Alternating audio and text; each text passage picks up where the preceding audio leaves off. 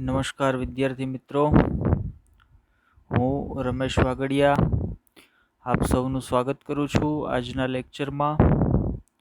આજનો લેક્ચર આપણું જે રનિંગ ચેપ્ટર છે કે જે ધોરણ 12નું 6થું ચેપ્ટર છે, આનુવંશિકતાનો આણ્વીય આધાર, એના પરનો 23મો લેક્ચર છે. અગાઉ આ ચેપ્ટરના ખૂબ જ અગત્યના એવા 22 લેક્ચરની આપણે ચર્ચા કરી ગયા છીએ, જેની અંદર ખૂબ જ અગત્યની બાબતો જેમ કે ડીએનએનું બંધારણ આપણે ભણી ગયા છીએ. એના પછી ડીએનએ સ્વયંજનનની પ્રક્રિયા વિશે વાત કરી ગયા છીએ. ડીએનએમાંથી એમઆરએનએ બનવાની પ્રક્રિયા, પ્રત્યાંકનની વાત કરી ગયા છીએ. ત્યાર પછી ભાષાંતરણની ક્રિયાવિધિની વાત કરી ગયા છીએ. જે આ ચેપ્ટરના ડિફિકલ્ટ ટોપિક્સ હતા કે જેની અંદર સમજવાનું વધારે હતું, બરાબર.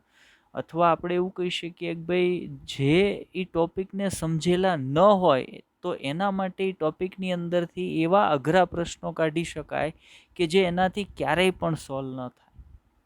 તો એવા જે ટોપિક હતા આ ચેપ્ટરના, એને હવે આપણે કમ્પ્લીટ કરી ગયા છીએ, ખૂબ જ વ્યવસ્થિત રીતે સમજી ગયા છીએ. હવે આ ચેપ્ટરના પાછળના પોર્શનની અંદર આપણે છીએ અને એની શરૂઆત આપણે ગયા લેક્ચરમાં એટલે કે લેક્ચર નંબર 22ની અંદર કરી દીધી છે. પાછળના હવે આ ચેપ્ટરના આપણે 2 ટોપિક્સ છે એ ભણવાના રહ્યા છે, જેની અંદર એક હ્યુમન જીનોમ પ્રોજેક્ટ છે અને બીજું છે ડીએનએ ફિંગરપ્રિન્ટિંગ. જેમાં હ્યુમન જીનોમ પ્રોજેક્ટની શરૂઆત અથવા તો એ ટોપિકની શરૂઆત આપણે ગયા લેક્ચરમાં એટલે કે લેક્ચર નંબર 22ની અંદર કરી નાખી છે. હ્યુમન જીનોમ પ્રોજેક્ટ જે ટોપિક છે એને અંતર્ગત આવતા અમુક મુદ્દાઓની ચર્ચા આપણે લેક્ચર નંબર 22માં કરી ગયા છીએ અને એમાં બાકી રહેતા થોડાક મુદ્દાઓની ચર્ચા આપણે આજના લેક્ચરની અંદર કરવાના છીએ. ચાલો તો લેક્ચરની શરૂઆત કરીએ. આપણી સામે એક પીડીએફ છે, આગળ વધીએ, જોતા જઈએ. ઓકે, તો ગઈકાલના લેક્ચરમાં એક સિમ્બોલ હતો, આ હ્યુમન જીનોમ પ્રોજેક્ટનો સિમ્બોલ છે. આ સિમ્બોલથી આપણે પાછા આજની વાતને શરૂ કરીએ. તો આ સિમ્બોલ ગઈકાલના લેક્ચરમાં હતો, તો આ સિમ્બોલ આવ્યો છે એટલે આપણે એક કામ કરીએ, ગઈકાલના લેક્ચરને થોડોક રિવાઇઝ કરી લઈએ, કેમ કે આપણે ટોપિકને કનેક્ટ કરવાનો છે. કેમ કે આપણે એક ટોપિકના 2 ટુકડા કર્યા છે, બરાબર. તો 2 ટુકડાને આપણે ફરી એક વખત જોડી અને આજનો ટોપિક છે એને કન્ટિન્યુ કરીએ. તો ગઈકાલે આપણે હ્યુમન જીનોમ પ્રોજેક્ટ સંદર્ભ કઈ માહિતીની ચર્ચા કરી છે? તો ભાઈ ગઈકાલે આપણે હ્યુમન જીનોમ પ્રોજેક્ટ અંતર્ગત એક હ્યુમન જીનોમ પ્રોજેક્ટની મેં સામાન્ય માહિતી તમને આપી. ત્યાર પછી આપણે હ્યુમન જીનોમ પ્રોજેક્ટના જે કાંઈ લક્ષ્યાંકો છે એના વિશે ચર્ચા કરી. ત્યાર પછી હ્યુમન જીનોમ પ્રોજેક્ટ ક્યારે શરૂ કરવામાં આવ્યો હતો, કોણે શરૂ કર્યો હતો, એનું શરૂઆતનું ફંડિંગ કોણે કર્યું હતું, શરૂઆતમાં એની અંદર કોણ કોણ જોડાણું હતું, ત્યાર પછી બીજા કયા દેશો છે એની અંદર જોડાણા, કેટલા વર્ષો સુધી ચાલ્યો, એની અંદર કેટલા પૈસાઓ છે એ ખર્ચ થયા, દરેક ન્યુક્લિયોટાઇડની જોડીનો અભ્યાસ કરવા માટે લાગેલો ખર્ચ, આ તમામ માહિતીઓની ચર્ચા આપણે ગયા લેક્ચરની અંદર કરી ગયા છીએ. ગયા લેક્ચરમાં આપણે હ્યુમન જીનોમ પ્રોજેક્ટની કાર્યપ્રણાલી સુધી પહોંચી ગયા હતા. મતલબ કાર્યપ્રણાલીનો અભ્યાસ નહોતો કર્યો, કાર્યપ્રણાલી કયા પ્રકારની હશે એની વાત આપણે નથી કરી, પણ એના પહેલાંની તમામ માહિતીઓ છે એ આપણે ગયા લેક્ચરની અંદર જોઈ ગયા છીએ. ત્યાર પછી આપણે ગયા લેક્ચરમાં માનવેતર સજીવોના જીનોમનો અભ્યાસ પણ હ્યુમન જીનોમ પ્રોજેક્ટ અંતર્ગત કરવામાં આવેલો છે. એમાં માનવેતરની અંદર આપણે વનસ્પતિઓની વાત કરી હતી, બેક્ટેરિયાની વાત કરી, ઈસ્ટની વાત કરી. પછી આપણે તમને એક એનિમલ સૂત્રકૃમિ હતું, જે હતું સિનોરેપ્ટિડિસ એલિગન્સ, સી એલિગન્સ જેને કહીએ છીએ, એના માનવેતર સજીવ તરીકે એના જીનોમનો અભ્યાસ છે હ્યુમન જીનોમ પ્રોજેક્ટ અંતર્ગત કરવામાં આવેલો છે. ડ્રોસોફિલા માખી વનસ્પતિની અંદર આપણે જોયું હતું, એરેબડોપસ વનસ્પતિ વિશે વાત કરી હતી. ડાંગરના જીનોમનો અભ્યાસ છે આપણે હ્યુમન જીનોમ પ્રોજેક્ટ અંતર્ગત કર્યો છે. આ તમામ માહિતીઓની ચર્ચા આપણે ગયા લેક્ચરની અંદર કરી ગયા છીએ.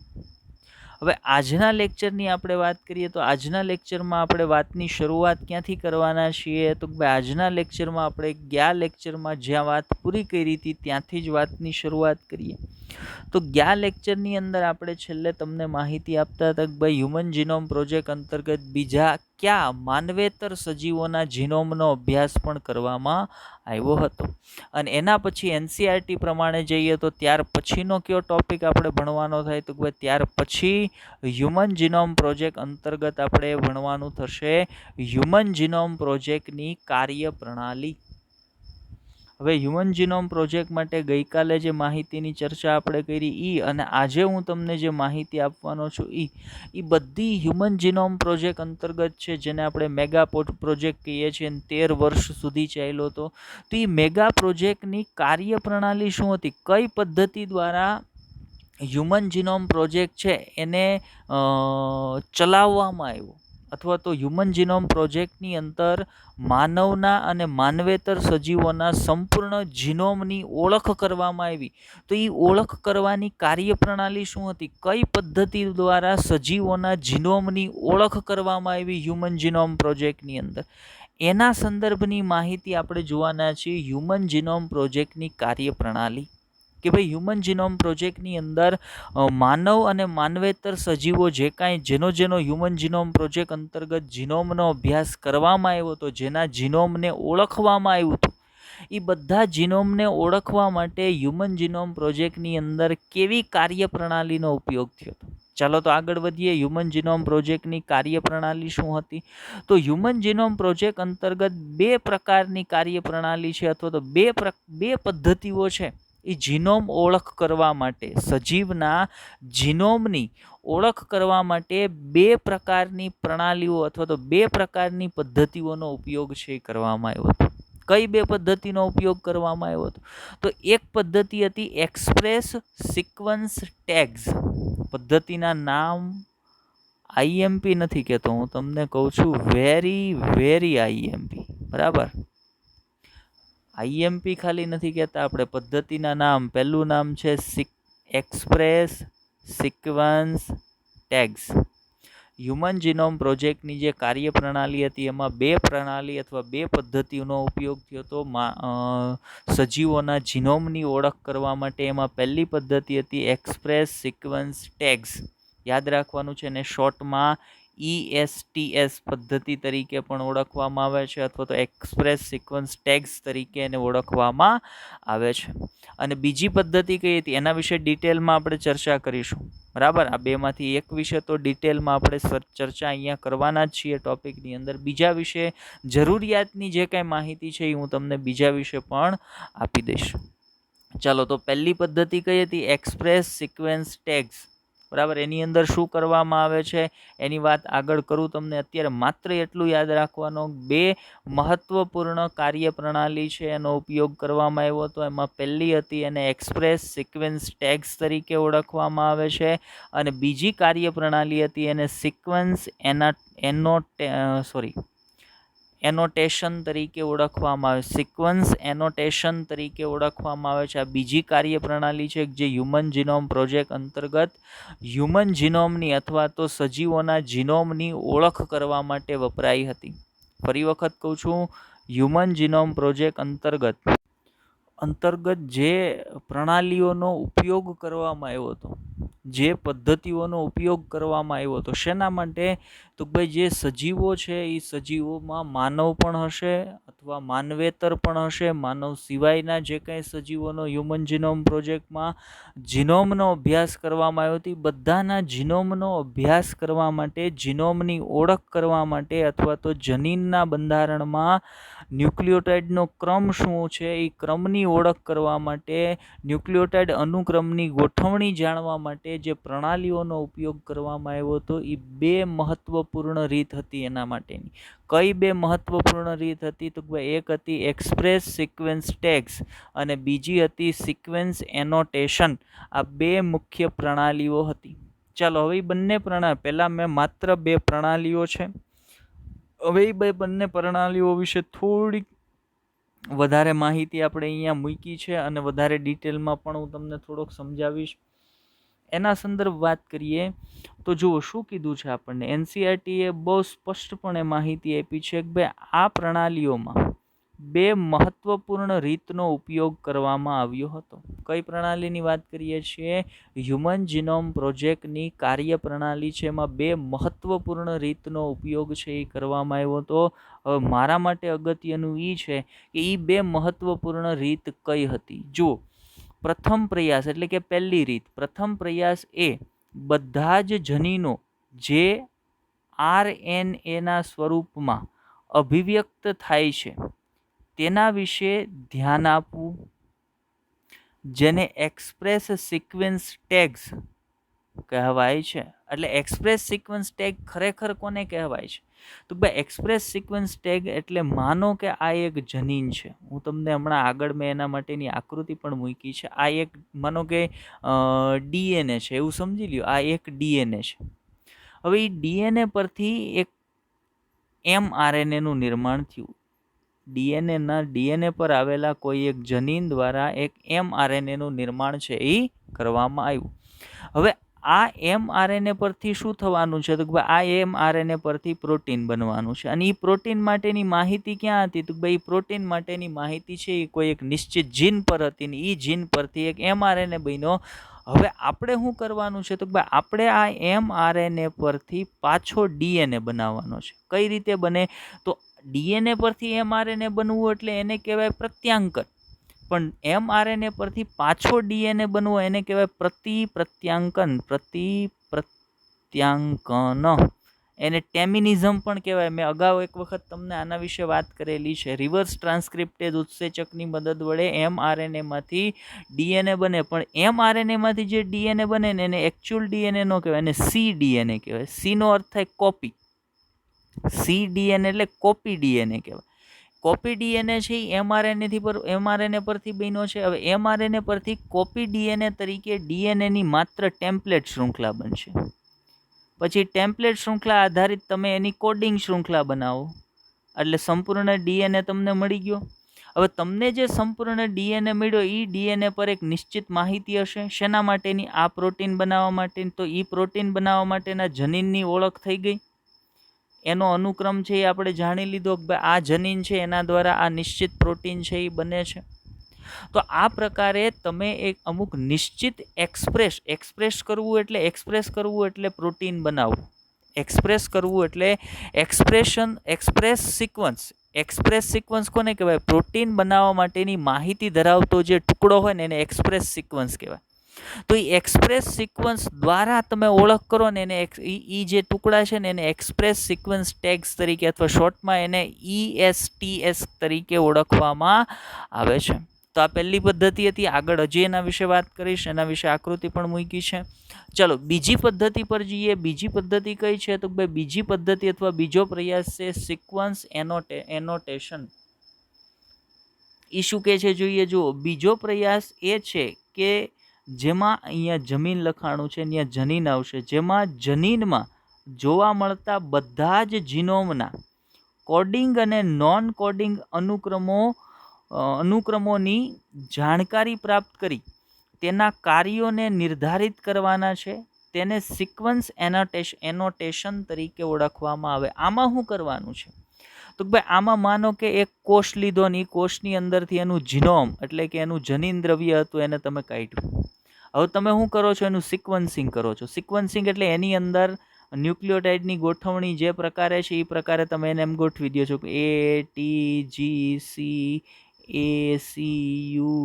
યુ નહીં આવે, DNA છે UGCACCGGTT આ પ્રકારની એના પર ન્યુક્લિયોટાઇડની ગોઠવણી છે એ થયેલી છે. હવે માનો કે આ DNAના જેટલો DNA છે એ સંપૂર્ણ DNA તો પ્રોટીન બનાવવા માટેની માહિતી ધરાવતો હશે નહીં, એટલે કે બધો કોડિંગ ક્રમ નહીં હોય. અમુક નોન કોડિંગ એ હશે ને, લાઈક હું તમને અહીંયા માર્ક કરી દઉં આટલો કોડિંગ ક્રમ છે, ત્યાર પછી ફરી પાછો એટલો કોડિંગ ક્રમ છે, ત્યાર પછી ફરી પાછો એટલો કોડિંગ ક્રમ છે, અને વચ્ચેના જે મેં ખાલી રહેવા દીધા છે શું છે? તો અહીંયાથી લઈ અહીંયા સુધી આ નોન કોડિંગ ક્રમ છે, આ નોન કોડિંગ ક્રમ છે, આ નોન કોડિંગ ક્રમ છે.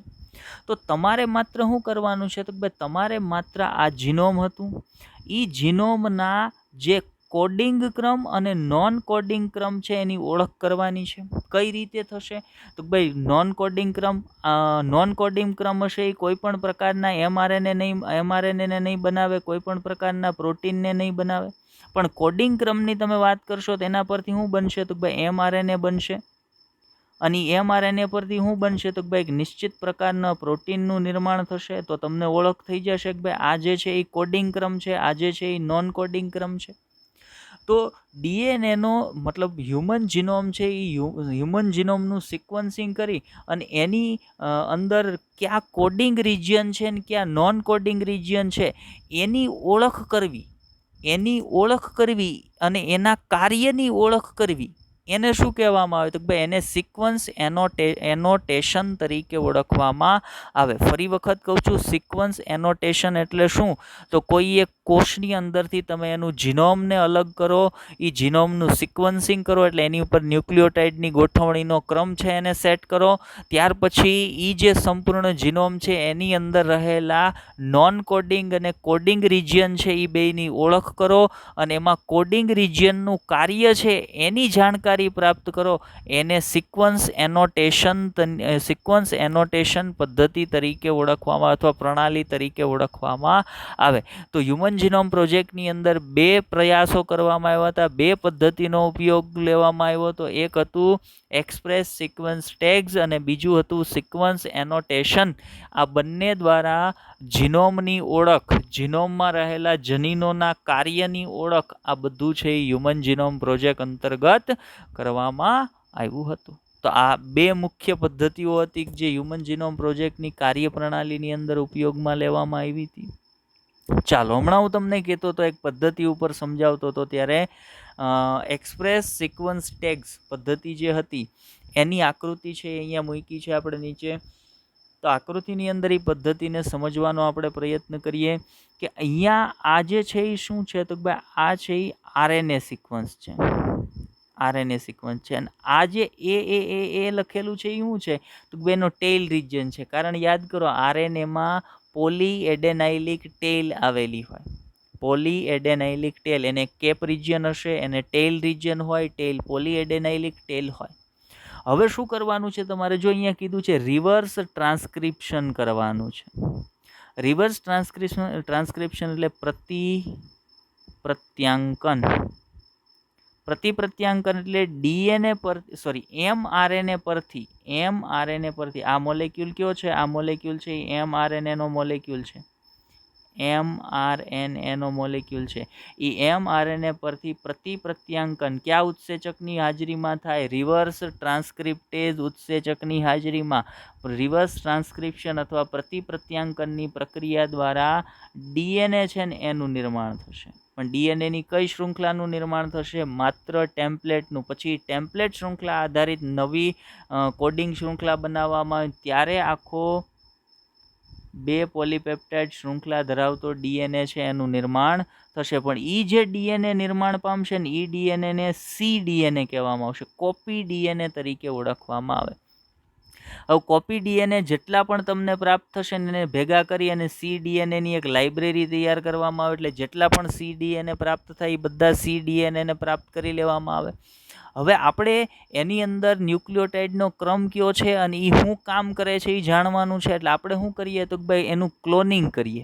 કેનું ક્લોનિંગ? આપણી પાસે જે સીડીએનએ છે ને એ સીડીએનએનું ક્લોનિંગ કરીએ. ક્લોનિંગ કરવું એટલે તો ભાઈ બીજા જે સજીવો છે એના ડીએનએ સાથે આ ડીએનએના ટુકડાને જોડી દેવો, એને એનું ક્લોનિંગ તરીકે ઓળખવામાં આવે. હવે ક્લોનિંગ માટે તમારે શેની જરૂર પડે? તો ભાઈ ક્લોનિંગ માટે તમારે વાહકની, વેક્ટરની જરૂર પડે, વાહકની જરૂર પડશે.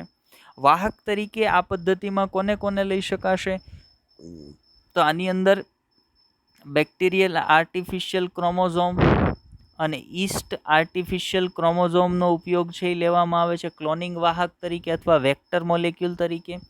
અને પછી આજે આપણો કોપી ડીએનએ છે એને કાં તો ઈસ્ટની અંદર અથવા તો બેક્ટેરિયાના જીનોમની અંદર ક્લોન કરવામાં આવે. હવે બેક્ટેરિયાના બેક્ટેરિયાનો ડીએનએ છે એનું સંવર્ધન થશે, સાથે સાથે આપણો જે ક્લોનિંગ રિજિયન અંદર અથવા આપણો જે ઈચ્છિત લક્ષણ ધરાવતો ડીએનએનો ટુકડો છે એ આપણે એની અંદર ઉમેર્યો છે એનું પણ ક્લોનિંગ થશે, અને એ ડીએનએનો ટુકડો છે એ એક્સપ્રેસ થશે અને એની અંદરથી પ્રોટીનનું નિર્માણ થશે, અને એના આધારે તમે ઓળખી શકશો કે ભાઈ ફલાણું જીન હતું એ ફલાણા પ્રોટીનનું નિર્માણ કરવા માટે જવાબદાર હતું, કારણ કે આ એમઆરએનએ તમને ખબર હતો કે આ એમઆરએનએ આ પ્રોટીન બનાવવાનો છે, તો એમઆરએનએ જે પ્રોટીન બનાવવાનો છે એના માટેનું આ જીન થઈ જશે, એ તમને સીધી ખબર પડી જશે, એટલે જનીનની ઓળખ થશે, એની અંદર આવેલા ન્યુક્લિયોટાઇડના ક્રમની ઓળખ થશે.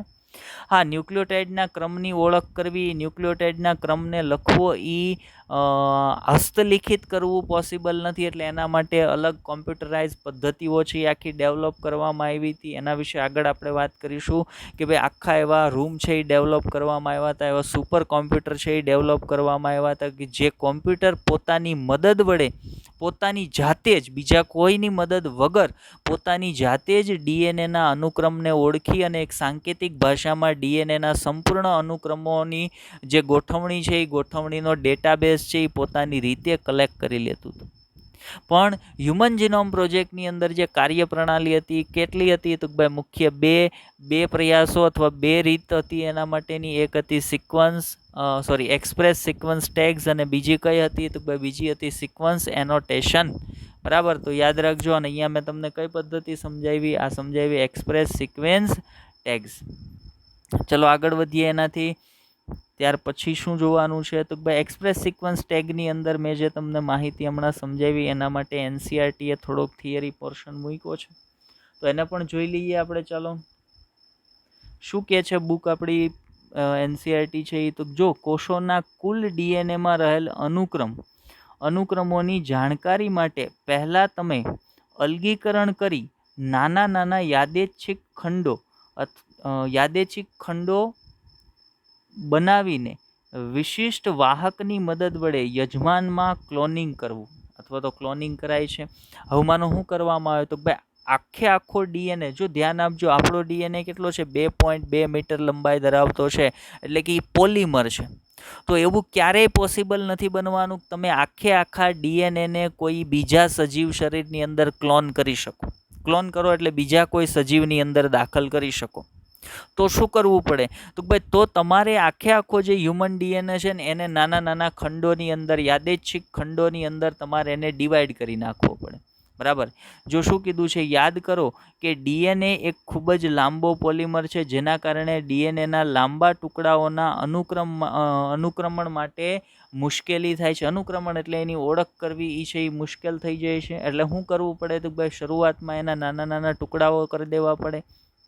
તમે એને નાના ટુકડા કરી અને વાહકની હારે જોડી દો, વિવિધ પ્રકારના વાહક હારે જોડી દો, અને વાહકની મદદ વડે પછી તમે એને યજમાનમાં ક્લોનિંગ કરી દો અથવા યજમાન શરીરની અંદર એને દાખલ કરી દો, અને એ રીતે તમે એની ઓળખ છે એ કરી શકો કે ભાઈ એ ડીએનએના ક્રમની અંદર કયું જનીન આવેલું છે કે એના પર કયા પ્રકારની ન્યુક્લિયોટાઇડનો અનુક્રમ થયેલો છે એની માહિતી તમે પ્રાપ્ત કરી શકો. ચાલો, ક્લોનિંગ એ પ્રત્યેક ડીએનએના પ્રવર્ધનમાં મદદ કરે છે. પ્રવર્ધનમાં મદદ કરવું એટલે એની સંખ્યા વધારવામાં મદદ કરે છે, એના પ્રવર્ધનમાં એટલે એના એક્સપ્રેશનની અંદર એને મદદ કરે છે. જેનાથી શું થાય છે? જેનાથી આ અનુક્રમોની જાણકારી મેળવવી સરળ થઈ જાય છે કે તમે જે ડીએનએનો ટુકડો છે એની અંદર ઉમેર્યો છે, એનું પ્રવર્ધન થાય છે, પરિણામે તમે એની જાણકારી, એના અનુક્રમોની જાણકારી છે ને એને સરળતાથી પ્રાપ્ત કરી શકો છો, કેમ કે એક નિશ્ચિત પ્રકારનો ક્રમ છે એ એક નિશ્ચિત પ્રકારના પ્રોટીનનું એક્સપ્રેશન કરે છે. તો એના આધારે અથવા તો એ પ્રોટીનની અંદર પ્રોટીનની અંદર એમિનો એસિડનો જે સિક્વન્સ છે એ સિક્વન્સના આધારે તમે બહુ સ્પષ્ટ રીતે જાણી શકો કે ભાઈ તમે જે ડીએનએનો ટુકડો વાહક કે યજમાનની અંદર દાખલ કર્યો છે એનો અનુક્રમ છે એ કયા પ્રકારનો છે, એને તમે બહુ સરળ રીતે આ પદ્ધતિ દ્વારા જાણી શકો છો. ચાલો આગળ વધીએ. વાહક તરીકે આ પદ્ધતિમાં કોણ ઉપયોગમાં લેવાય છે અને યજમાન તરીકે આ પદ્ધતિમાં કોને ઉપયોગમાં લેવાય છે? તો ધ્યાન આપજો. સામાન્ય રીતે ઉપયોગી યજમાન એક તો બેક્ટેરિયા છે અને બીજા કોણ છે? ઈસ્ટ છે. ઇમ્પોર્ટન્ટ મુદ્દો છે ભાઈ કે એક્સપ્રેસ સિક્વન્સ ટેગ્સ પદ્ધતિની અંદર વાહક તરીકે કોને ઉપયોગમાં લેવામાં આવે છે? તો ભાઈ મુખ્યત્વે વાહક તરીકે બેક્ટેરિયા અને ઈસ્ટને ઉપયોગમાં લેવામાં આવે છે. અને યજમાન એટલે કે બેક્ટેરિયા કે ઈસ્ટ જે યજમાન તરીકે વર્તવાના છે એના શરીરની અંદર તમારો જે ડીએનએનો ખંડ અથવા ડીએનએનો ટુકડો છે એને દાખલ કરવા માટે તમે વાહક તરીકે કોનો ઉપયોગ કરી શકો છો? એટલે અહીંયા બે નામ તમારે યાદ રાખવાના છે. એક કોણ? તો ભાઈ એક યજમાન તરીકે કોનો ઉપયોગ લઈ શકાય છે અને બીજું વાહક તરીકે. એ યજમાનની અંદર ડીએનએનો ખંડ અથવા ટુકડો દાખલ કરવા માટે વાહક તરીકે તમે કોને ઉપયોગ લઈ શકો છો? તો યજમાન તરીકે તમે બેક્ટેરિયા અને ઈસ્ટને ઉપયોગ લઈ શકો છો. જ્યારે વાહક તરીકે તમે બેક્ટેરિયલ આર્ટિફિશિયલ ક્રોમોઝોમ નામ યાદ રાખજો, ઇમ્પોર્ટન્ટ પૂછાઈ ગયેલું છે. BAC નું પૂરું નામ જણાવો તો બેક્ટેરિયલ આર્ટિફિશિયલ ક્રોમોઝોમ અથવા તો બેક્ટેરિયલ આર્ટિફિશિયલ ક્રોમોઝોમ શેમાં ઉપયોગમાં લેવામાં આવે છે અથવા તો કોની અંદર વાહક તરીકે વર્તે છે? તો એ માહિતી આપણને ખબર હોવી જોઈએ. બેક્ટેરિયલ આર્ટિફિશિયલ ક્રોમોઝોમ છે એ બેક્ટેરિયાની અંદર ડીએનએના ખંડનું ક્લોનિંગ કરવા માટે અથવા તો ડીએનએના ખંડને બેક્ટેરિયાના શરીરમાં યજમાન શરીરમાં દાખલ કરવા માટે વાહક તરીકે વર્તે છે. ત્યાર પછી બીજા વાહક અણુ તરીકે ઈસ્ટ આર્ટિફિશિયલ ક્રોમોઝોમનો તમે ઉપયોગ લઈ શકો છો. ઈસ્ટ આર્ટિફિશિયલ ક્રોમોઝોમ વાહક તરીકે કોના સંદર્ભમાં વર્તશે? તો ભાઈ યજમાન તરીકે જ્યારે ઈસ્ટ હશે ત્યારે ઈસ્ટ આર્ટિફિશિયલ ક્રોમોઝોમ છે એ ડીએનએ ખંડના વાહક તરીકે વર્તશે અને ડીએનએ ખંડને યજમાન શરીરની અંદર દાખલ થવામાં સરળતા કરાવશે અથવા તો દાખલ કરાવશે એને. ચાલો ત્યાર પછી આગળ વધીએ. શું કે છે એનસીઆરટી આ સંદર્ભમાં વધારે માહિતી શું આપે છે એની વાત કરીએ. તો ત્યાર પછી ખંડો સ્વયં સંચાલિત ડીએનએ અનુક્રમક એટલે કે ડીએનએ સિક્વન્સરના ઉપયોગ અનુક્રમિત કરવામાં આવે છે. ઉપયોગથી અહીંયા વચ્ચે એક શબ્દ રહી ગયો છે કે ખંડો જે છે એ સ્વયં સંચાલિત ડીએનએ અનુક્રમક એટલે કે ડીએનએ સિક્વન્સરની મદદ વડે અનુક્રમિત છે એને ડીએનએના ટુકડાઓને અનુક્રમિત કરવામાં આવે છે. એટલે કે એની સંખ્યા છે ને એને વધારવામાં આવે છે. એને અનુક્રમિત કરવામાં આવે છે, એની સંખ્યા છે એ વધારવામાં આવે છે, એનો અનુક્રમણ છે એને ઓળખ કરવામાં આવે છે. અને આ બધું કોની પદ્ધતિ, કયા વૈજ્ઞાનિકની પદ્ધતિ પર આધારિત છે અથવા તો આનો શ્રેય કયા વૈજ્ઞાનિકને જોવો જોઈએ? તો વૈજ્ઞાનિકનું નામ યાદ રાખજો, જે ફ્રેડરિક શેંગર દ્વારા વિકસાવેલ પ્રક્રિયાના સિદ્ધાંત પર કાર્ય કરે છે. યાદ રાખો, પ્રોટીનમાં એમિનો એસિડના અનુક્રમોને નક્કી કરનારી ક્રિયા વિકસાવવાનો શ્રેય પણ શેંગરને જ પ્રાપ્ત થાય છે. એણે એવી પદ્ધતિ વિકસાવી કે જેનો ઉપયોગ કરી અને તમે કોઈ એક પ્રોટીન છે તો એ પ્રોટીનની અંદર કેટલા એમિનો એસિડ આવેલા છે અને આવેલા એમિનો એસિડ કયા ક્રમની અંદર ગોઠવાયેલા છે તો એનો ક્રમ તમે જાણી શકો છો. એવી જ રીતે એ જ સિદ્ધાંત આધારિત પદ્ધતિ દ્વારા તમે એક ડીએનએના ખંડની અંદર ન્યુક્લિયોટાઇડનો અનુક્રમ કયા પ્રકારનો આવેલો છે એને અનુક્રમિત કરી શકો છો, તમે એને જાણી શકો છો. કઈ પદ્ધતિ દ્વારા? તો ભાઈ ફ્રેડરિક શેંગર દ્વારા વિકસાવવામાં આવેલી પદ્ધતિ. ફ્રેડરિક શેંગર સાયન્ટિસ્ટનું નામ આપ્યું છે એનસીઆરટી એટલે ઇમ્પોર્ટન્ટ છે. સાયન્ટિસ્ટનું નામ છે એ મારે યાદ રાખવાનું છે. ચાલો આગળ વધીએ. આ અનુક્રમો તેમાં હાજર રહેલા કેટલાક એકબીજા પર આચ્છાદન કરતા પ્રદેશોના આધારે ગોઠવાયેલા છે. આ અનુક્રમિતતા માટે આચ્છાદિત ખંડોનું નિર્માણ થવું આવશ્યક છે. બરાબર. હવે અનુક્રમણ તમારે કરવું હોય તો આચ્છાદિત ખંડો છે એની અનુક્રમિતતા અથવા તો એનું અનુક્રમિત થવું પણ જરૂરી છે. તો જ એની આવશ્યકતા છે અનુક્રમિત થવાની, તો જ તમને પૂરેપૂરું અનુક્રમણ છે એ ડીએનએનું પ્રાપ્ત થાય છે.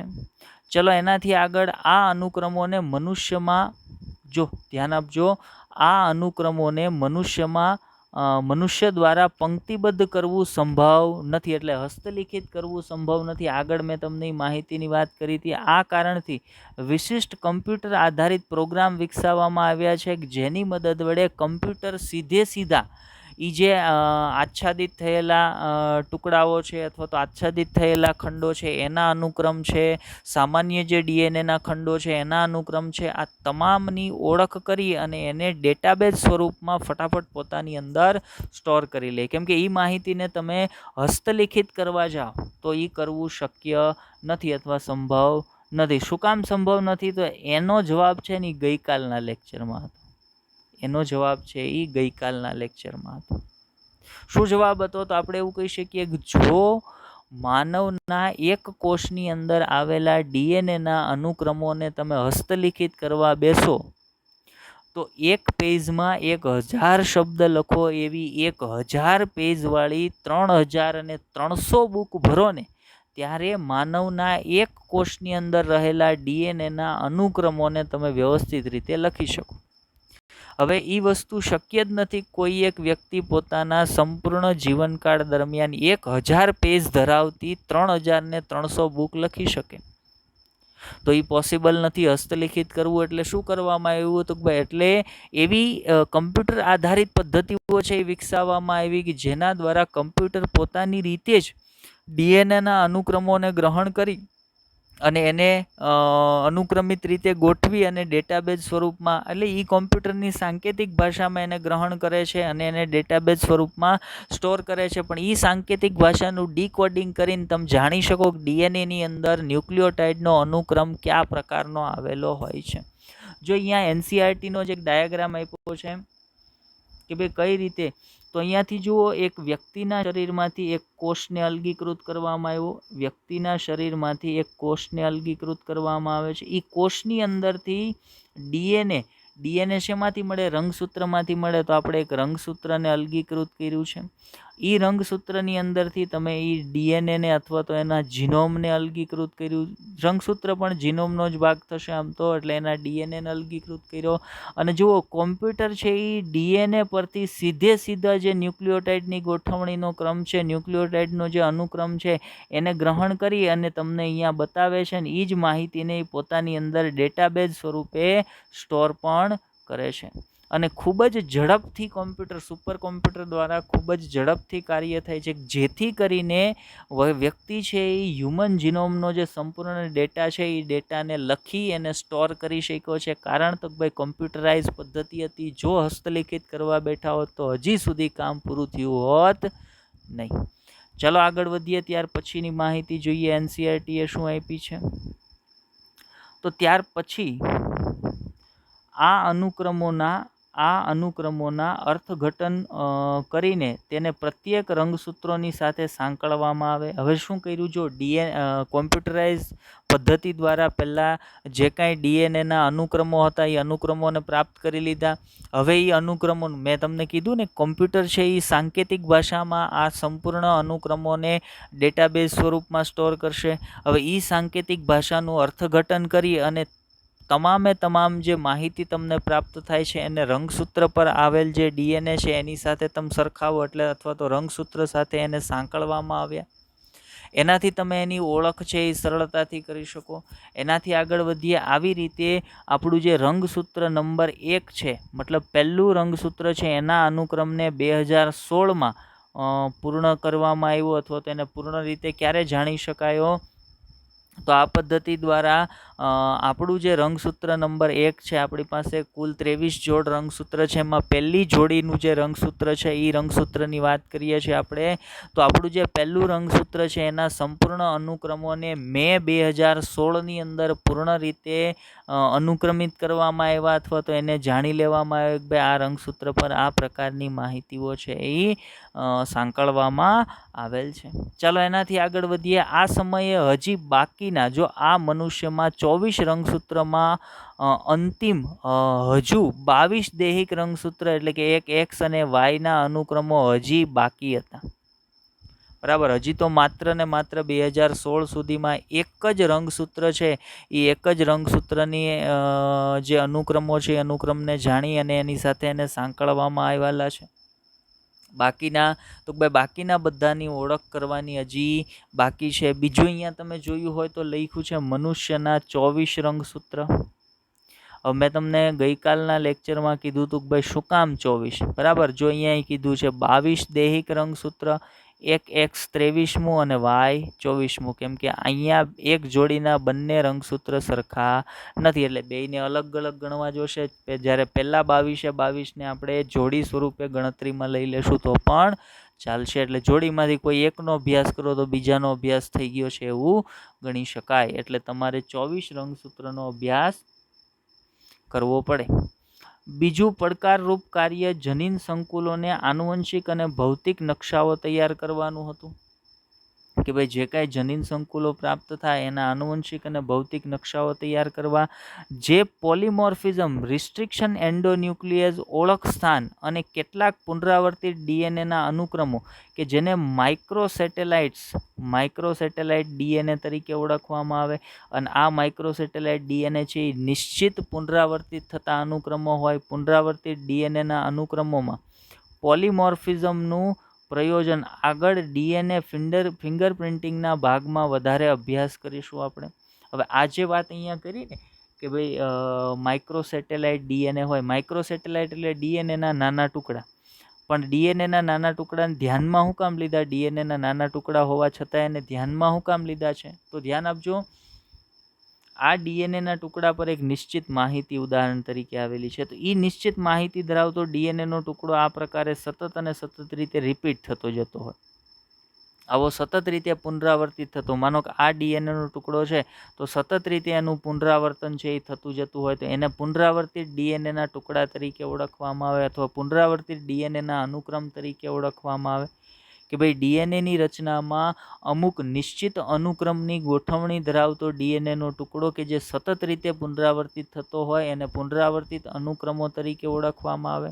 અને એવા ડીએનએના ટુકડાને શું કહેવાય? તો ભાઈ એને માઇક્રોસેટેલાઇટ ડીએનએ અથવા તો સેટેલાઇટિક ડીએનએ તરીકે માઇક્રોસેટેલાઇટ તરીકે ઓળખવામાં આવે. હવે આ જે પુનરાવર્તિત ડીએનએના અનુક્રમો છે ને એના વિશે વધારે ડિટેલથી ચર્ચા આ ટોપિકમાં ન કરવાના બદલે આના પછીનો જે ટોપિક છે ડીએનએ ફિંગરપ્રિન્ટિંગ એની અંદર હું તમને વધારે ડિટેલમાં એના વિશે માહિતી આપીશ. તો આટલી વાત કોના સંદર્ભ કરવાની હતી? તો આટલી વાત હ્યુમન જીનોમ પ્રોજેક્ટની કાર્યપ્રણાલી સંદર્ભ કરવાની હતી. હવે જે ટોપિક પર આપણે આવ્યા ને એ ટોપિકની દરેક લીટી એક બેઠો MCQ છે. અહીંયા હવે આપણે એક જે મુદ્દો જોવાના છે એ દરેક મુદ્દો એક બેઠો MCQ છે. એટલે એ માહિતીને મારે ધ્યાનમાં રાખવાની છે. આમાંથી દરેક લીટી મને 1 માર્કની અંદર ઉપયોગમાં આવી શકે છે MCQની અંદર, અને સારી એક્ઝામની અંદર પૂછાઈ જાય તો 4 માર્કની અંદર, ને પૂછાવાની શક્યતાઓ પણ ખરી, કેમ કે આ દરેક લીટી એક MCQ છે બેઠો.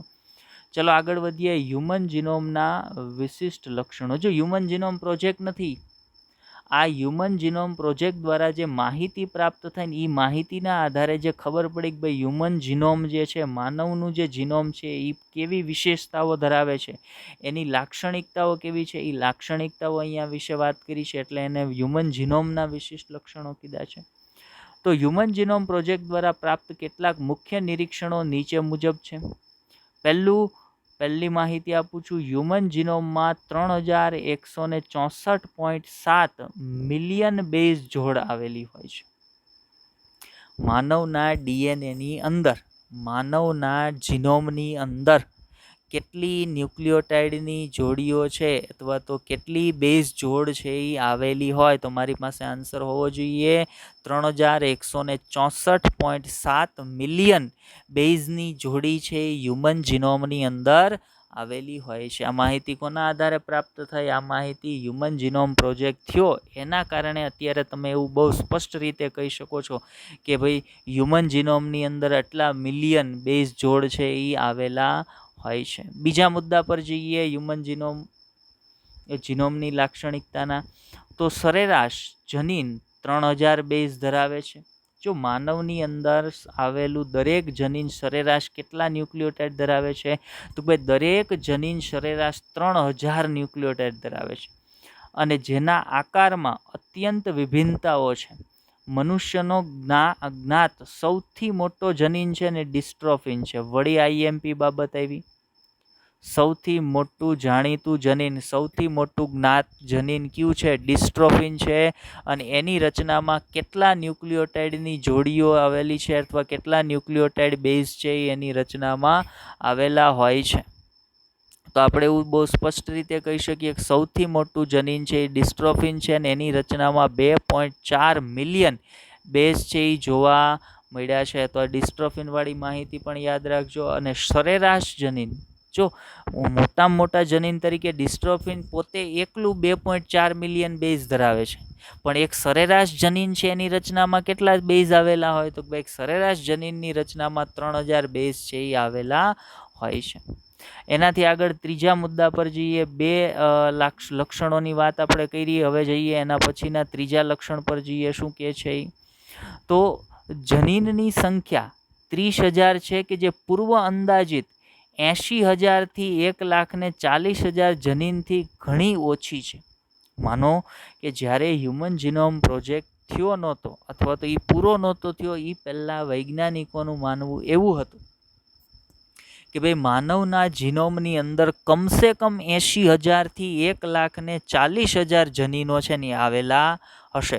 પણ જેવો હ્યુમન જીનોમ પ્રોજેક્ટ પૂર્ણ થયો એટલે બહુ સ્પષ્ટપણે માહિતી, વૈજ્ઞાનિકો બહુ સ્પષ્ટપણે માહિતગાર થઈ ગયા કે ભાઈ હ્યુમન જીનોમની અંદર અંદાજિત કેટલા? તો ભાઈ અંદાજિત 30,000 જનીનો આવેલા છે. અને આ 30,000નો આંકડો પૂર્વ અંદાજિત જે આંકડો હતો એના કરતાં ક્યાંય ઓછો છે.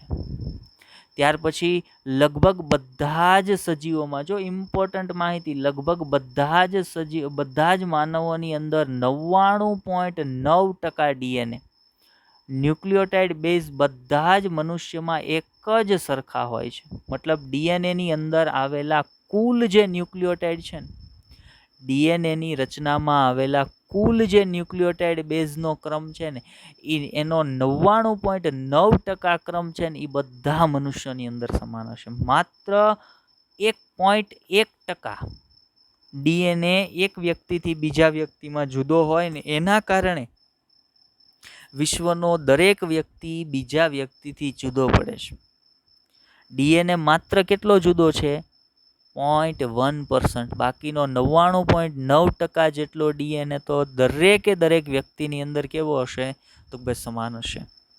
ચલો આગળ વધીએ. ત્યાર પછી તો કુલ જે શોધ થયેલા જનીનો છે, શોધાયેલા જનીનો પૈકી 50% જનીનોના કાર્ય હજી કેવા છે? અજાણ છે. આપણે એ જાણતા જ નથી કે ભાઈ આટલા જનીનની શોધ થઈ ગઈ છે, પણ એ શોધાયેલ જે જનીન છે એ જનીનનું કાર્ય શું છે ને એ હજી જાણી શકાયું નથી. એવા કેટલા જનીનો છે કે જેના કાર્ય હજી જાણી શકાયા નથી? તો કુલ જેટલા જનીનોની શોધ થઈ છે એમાંથી 50% જનીનો એવા છે કે જેના કાર્યોને હજી પણ જાણી શકાયા નથી. એનાથી આગળ વાત કરીએ, 5મા લક્ષણ પર જઈએ, હ્યુમન જીનોમની લાક્ષણિકતા પર જઈએ. તો હ્યુમન જીનોમમાં મોટા ભાગ પુનરાવર્તિત ક્રમોથી જ બનેલા હોય. જે 99.9% DNAની આપણે વાત કરીએ છીએ ને એ પુનરાવર્તિત DNAનો ક્રમ હશે. અને પુનરાવર્તિત DNAનો ક્રમ બધાની અંદર સમાન હશે. બીજું, આ પુનરાવર્તિત DNAનો ક્રમ છે એ કોઈ પણ પ્રકારની પ્રોટીન બનાવવાની માહિતી કે કોઈ પણ પ્રકારનું કોડિંગ છે એ ધરાવતો હોતો નથી. ચાલો જોઈએ. આ પુનરાવર્તિત ક્રમો DNAમાં ફેલાયેલા ભાગ છે જે ક્યારેક 100 થી 1000 વખત પુનરાવર્તિત થાય છે. મતલબ એક નિશ્ચિત અનુક્રમ ધરાવતો DNAનો ટુકડો DNAની રચનામાં એક વખત રિપીટ થવાનો શરૂ થાય તો એ કમસે કમ 100 અને વધારેમાં વધારે 1000 વખત એ સતત રીતે પુનરાવર્તિત થતો જાય. જેના વિશે એવું મનાય છે કે તેનો સીધો સાંકેતિક કાર્યમાં કોઈ સંબંધ નથી, પરંતુ તેનાથી રંગસૂત્રની રચના, ગતિકી અને એના વિકાસને જાણી શકાય છે, અથવા તો એના વિકાસ સંદર્ભની જાણકારી છે એ આના પરથી પ્રાપ્ત કરી શકાય. મતલબ કોઈ સાંકેતિક કાર્યમાં સીધો એનો ભાગ નથી, સીધો એનો કોઈ સંબંધ નથી, એટલે DNA બનાવવા માટેની માહિતી એના પર હશે નહીં. તો ડીએનએ બનાવવા માટેની માહિતી છે એ માત્ર કોના પર છે? તો ભાઈ માત્ર જે પુનરાવર્તિત થતો ન પુનરાવર્તિત થતો જે ભાગ છે ને એના પર જ છે. બાકી મોટા ભાગનો ડીએનએ છે એ તો પુનરાવર્તિત થતો હોય નહીં. તો બધા જ મનુષ્યની અંદર કેવો હશે? તો ભાઈ સમાન હોય છે. એનાથી આગળ છઠ્ઠા મુદ્દા પર જઈએ તો ભાઈ પ્રથમ રંગસૂત્ર સૌથી વધારે જનીનો ધરાવે છે 2968 આઈએમપી બાબત. બરાબર કે પ્રથમ રંગસૂત્ર સૌથી વધારે જનીનો ધરાવતું રંગસૂત્ર કયું છે? પ્રથમ. કેટલા રંગસૂત્ર છે? 2968. અને સૌથી ઓછા રંગસૂત્ર ધરાવતું સૌથી ઓછા ન્યુક્લિયોટાઇડ ધરાવતું રંગસૂત્ર કયું છે? તો ભાઈ વાય, જે સૌથી ઓછા 231 જનીનો છે એ માત્ર ધરાવે છે. આગળ વધીએ. વૈજ્ઞાનિકોએ મનુષ્યમાં લગભગ 1.4 મિલિયન જગ્યાઓ પર એકલ બેઝ ડીએનએ તફાવત, જેને સિંગલ ન્યુક્લિયોટાઇડ પોલિમોર્ફિઝમ તરીકે ઓળખવામાં આવે છે. સિંગલ ન્યુક્લિયોટાઇડ પોલિમોર્ફિઝમ તરીકે અથવા જેને સ્નીપ્સ તરીકે પણ ઓળખવામાં આવે છે, એનો ખ્યાલ છે એ મેળવ્યો. હવે આ સ્નીપ્સ વસ્તુ શું છે? તો ભાઈ સ્નીપ્સ વસ્તુ છે સિંગલ ન્યુક્લિયોટાઇડ પોલિમોર્ફિઝમ. મતલબ એક ડીએનએ નો નિશ્ચિત ક્રમ છે. બરાબર. અહીંયા છે adenine, guanine, thiamine, cytosine, adenine, guanine. હવે એવો જ એક બીજો ટુકડો adenine, guanine, thiamine, cytosine, adenine અને ગ્વાનિનની જગ્યાએ આવી જાય ત્યાં થાઇમિન. તો બાકીનો આખો સિક્વન્સ સમાન, માત્ર કેટલામાં પોલિમોર્ફિઝમ અથવા તો કેટલામાં વિવિધતા છે, વિભિન્નતા છે? તો ભાઈ માત્ર એક ન્યુક્લિયોટાઇડની અંદર વિવિધતા છે. તો એને શું કહેવાય? તો ભાઈ એને સિંગલ ન્યુક્લિયોટાઇડ પોલિમોર્ફિઝમ, જેને સ્નીપ્સ તરીકે પણ ઓળખવામાં આવે. સ્નીપ્સ યાદ રાખજો ભાઈ, સ્નીપ્સ કોને કહેવામાં આવે છે? આઈએમપી મુદ્દો છે, એનો ખ્યાલ છે વૈજ્ઞાનિકોએ આના પરથી પ્રાપ્ત કર્યો અથવા તો મેળવ્યો. હવે હ્યુમન જીનોમ પ્રોજેક્ટ સંદર્ભે ભાવિ પડકારો કેવા કેવા હશે? એટલે હ્યુમન જીનોમ પ્રોજેક્ટ ભવિષ્યમાં કયા હેતુઓ સંદર્ભ કાર્ય કરવાનું છે અથવા તો કરે છે, એના સંદર્ભની થોડીક માહિતી એનસીઈઆરટી આપણને આપી છે. તો એ માહિતીને એક વખત જોઈ લઈએ. ચાલો, શું કહે છે એનસીઈઆરટી હ્યુમન જીનોમ પ્રોજેક્ટના પ્રયોજન અને ભાવિ પડકારો? તો હ્યુમન જીનોમ પ્રોજેક્ટના ભાવિ પડકારમાં પહેલી વાત આવશે ડીએનએ અનુક્રમો દ્વારા પ્રાપ્ત અર્થપૂર્ણ જાણકારી એ તથા સંશોધનોથી આવનાર દશકોમાં જૈવિક તંત્રને સમજવામાં ઘણી સરળતા રહેશે. મતલબ એવો એક પડકાર છે વૈજ્ઞાનિકો સમક્ષ કે ભાઈ હ્યુમન જીનોમ પ્રોજેક્ટ દ્વારા જે માહિતી પ્રાપ્ત થઈ છે ને એ માહિતી આધારિત જૈવિક તંત્રને સમજવામાં આવનારા સમયની અંદર ખૂબ જ ફાયદો થવાનો છે. તો આ એક ભાવિ પડકાર અથવા પ્રયોજન થશે. બીજું, આ મોટા કાર્યને પૂર્ણ કરવા સાર્વજનિક અને પ્રાઇવેટ સેક્ટર છે. સાર્વજનિક અને પ્રાઇવેટ સેક્ટરના હજારો વિવિધ ક્ષેત્રોના વિશેષજ્ઞો તથા રચનાકારોની કાર્યકુશળતા અથવા તો કુશળતા અને સર્જનાત્મકતાની જરૂર છે એ પડવાની છે.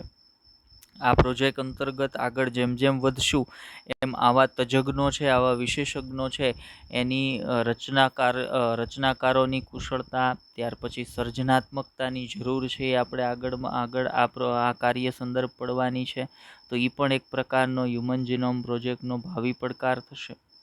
ત્યાર પછી હ્યુમન જીનોમ અનુક્રમોનો સૌથી મહત્વપૂર્ણ પ્રભાવ એ રહ્યો છે કે જૈવિક સંશોધનમાં મુખ્યત્વે નવા આયામોનો સમાવેશ થઈ ચૂક્યો છે. પહેલા સંશોધન કરતા એક સમયે એક અથવા તો કેટલાક જ જનીન વિશે અભ્યાસ કરી શકતા હતા, પણ હવે હ્યુમન જીનોમ પ્રોજેક્ટના કારણે એવું શક્ય બન્યું છે કે ભાઈ એક સાથે ઘણા બધા જનીનોનો અભ્યાસ કરી શકાય, જેના કારણે વિવિધ પ્રકારની જનીનિક અનિયમિતતાઓ છે એને જાણી શકાય છે, એનું સોલ્યુશન છે એ કરી શકાય છે. તો આ બધું હ્યુમન જીનોમ પ્રોજેક્ટના કારણે શક્ય બન્યું છે. એટલા માટે હ્યુમન જીનોમ પ્રોજેક્ટનો એક ભાવિ પડકાર છે એ આ પણ થશે. ત્યાર પછી આગળ વાત કરીએ સમગ્ર જીનોમ અનુક્રમોને. ધ્યાન આપજો, સમગ્ર જીનોમ અનુક્રમોને અને નવી તકનીકોના આધારે ઉત્પન્ન થતા પ્રશ્નોને વ્યવસ્થિત રીતે હલ કરવા હવે વ્યાપક સ્તરે સહાયતા મળે છે. ત્યાર પછી તેઓએ જીનોમમાં પ્રાપ્ત બધા જ જનીનો વિશે અભ્યાસ કરી શકશે.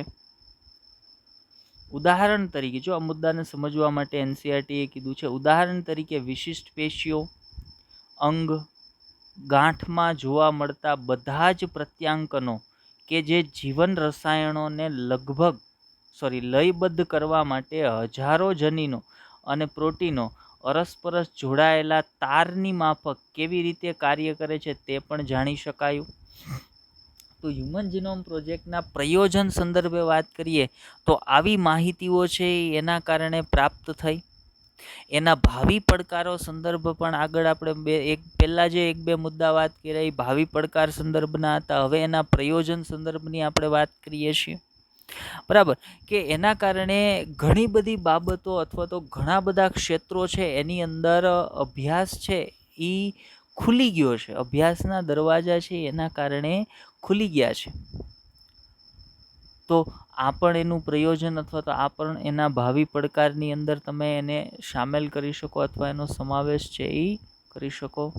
ઓકે, તો આટલી માહિતીની તમે વાત કરો ને એટલે હ્યુમન જીનોમ પ્રોજેક્ટ જે એનસીઈઆરટીની અંદર આપણને આપેલ જે માહિતીઓ છે ને એ તમામ માહિતીઓ છે એ આપણે કવર કરી લીધી છે એમ કહી શકાય. બરાબર, અને હ્યુમન જીનોમ પ્રોજેક્ટ સંદર્ભે તો ભાઈ આપણે એનસીઈઆરટી બહાર જઈ અને બહુ વધારાની કોઈ માહિતીઓનો અભ્યાસ કરવાનો ન હતો એટલે આપણે બહુ બહાર ગયા નથી. આપણે માત્ર આવા ટોપિક સંદર્ભે આ જ માહિતીની જરૂરિયાત છે એટલે આપણે બહુ એનસીઈઆરટીથી બહાર જઈ અને માહિતીની વાત કરતા નથી. ચાલ, તો આજના લેક્ચરની અંદર હ્યુમન જીનોમ પ્રોજેક્ટ સંદર્ભ આપણે તમને આટલી કંઈક માહિતીઓ આપવાની હતી. હવે લેક્ચરના અંત ભાગની અંદર તો આપણે થોડુંક કંઈક તમને હોમવર્ક આપીશું. જે આપણું રૂટીન છે એ રૂટીન પ્રમાણે આપણે થોડુંક તમને હોમવર્ક આપી દઈએ. તો ચાલો હોમવર્કના ક્વેશ્ચન છે એ લખીશું આપણે. હોમવર્કનો પહેલો ક્વેશ્ચન તમારે આપવાનો છે. ક્વેશ્ચન નંબર 1 આન્સર આપવાનો છે તમારે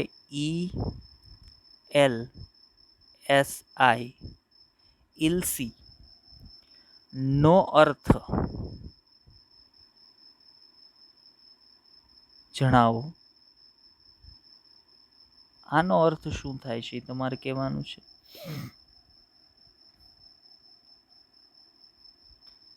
બીજા ક્વેશ્ચન પર જઈએ. HGP હ્યુમન જીનોમ પ્રોજેક્ટનું શરૂઆતનું રોકાણ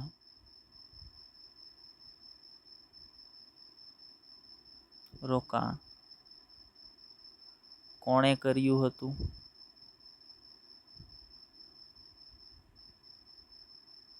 આ એક જવાબ તમારે આપવાનો છે. ક્વેશ્ચન નંબર 3,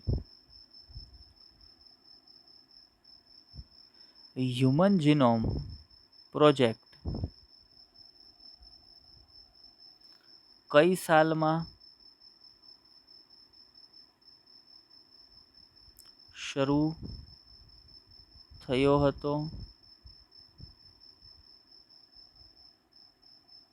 અને કેટલા વર્ષો સુધી ચાલ્યો? આનો બીજો ભાગ છે, અને કેટલા વર્ષો સુધી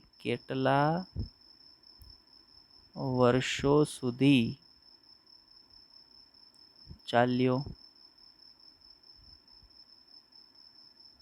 બરાબર. અને question number 4, human genome project દરમિયાન ચોથો ક્વેશ્ચન ધ્યાનથી સાંભળજો. હ્યુમન જીનોમ પ્રોજેક્ટ દરમિયાન એક ન્યુક્લિયોટાઇડ ની જોડના અભ્યાસ માટે લાગેલ ખર્ચ કેટલો હશે અથવા હતો? હ્યુમન જીનોમ પ્રોજેક્ટ દરમિયાન એક ન્યુક્લિયોટાઇડ ની જોડના અભ્યાસ માટે લાગેલો ખર્ચ કેટલો હતો? તો એ તમારો ચોથો ક્વેશ્ચન છે, એનો આન્સર તમારે કરવાનો છે. ઓકે, તો ચાલો 4 ક્વેશ્ચન છે આપણે તમને હોમવર્કના આપ્યા છે. બધાએ ફરજિયાત એના આન્સર છે એ કોમેન્ટની અંદર કરવાના છે. લેક્ચરને ધ્યાનથી જોજો, સમજવાનો પ્રયત્ન કરજો. ન સમજાતી બાબત હોય એને કોમેન્ટ કરજો. આપણે ફરી એક વખત તમને એ બાબત વિશે માહિતગાર કરશું, સમજાવીશું. Best of luck.